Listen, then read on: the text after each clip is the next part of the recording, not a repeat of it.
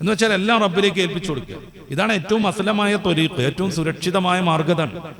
എന്നാൽ പിന്നീട് വ്യാപകമായ രീതിയിൽ ഇത്തരം പദങ്ങൾ ദുർവ്യാഖ്യാനിക്കാൻ തുടങ്ങി ഖവാരിജുകൾ മുതൽ. സത്യത്തിൽ അവര് അലി ഇബ്നു അബീ ത്വാലിബ് തങ്ങളുടെ കാലം മുതലുണ്ട് ഖവാരിജുകൾ.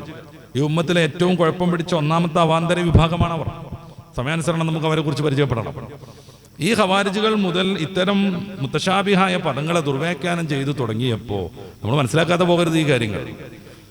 പിൽക്കാല പണ്ഡിതന്മാർ അതിനെ യഥാവിധി വ്യാഖ്യാനിക്കാൻ നിർബന്ധിതരായി. പ്രമാണങ്ങളനുസരിച്ച് ഖുർആനും ആയത്തും എടുത്ത് പൂർവികരുടെ ഹുക്കുമുകളൊക്കെ പരിഗണിച്ച് ഇതിന് കൃത്യമായ നമുക്ക് ബോധ്യപ്പെടുന്ന പ്രമാണബദ്ധമായ വ്യാഖ്യാനങ്ങൾ നൽകാൻ അവർ നിർബന്ധിതരായി. എന്തുകൊണ്ട്? ഇത്തരം ആയത്തുകൾ വ്യാഖ്യാനിക്കാതെ യഥാർത്ഥ പണ്ഡിതന്മാർ മാറി നിൽക്കുകയും അതിനെ ദുർവ്യാഖ്യാനിച്ചുകൊണ്ട് വിദേഹത്തിന്റെ കക്ഷികൾ മുതലെടുപ്പ് നടത്തുകയും ചെയ്തപ്പോൾ ഇതിനെതിരെ പ്രമാണങ്ങൾ മുന്നിൽ വെച്ച് ശരിയായ വ്യാഖ്യാനം നൽകാൻ പണ്ഡിതന്മാർ നിർബന്ധിതരായി. അതിനെയാണ് തഅ്വീലിന്റെ മദ്ഹബ് എന്ന് പറയാം. പൊതുവേ ഹിജ്റ 300 ശേഷം അതാണ് കാണുന്നത്. ഈ തഅ്വീൽ ഹിജ്റ 300ന്റെ മുന്നേ ഉണ്ടായിട്ടുണ്ട്. ഹിജ്റ 300 ശേഷം തഫ്വീലും ഉണ്ടായിട്ടുണ്ട്.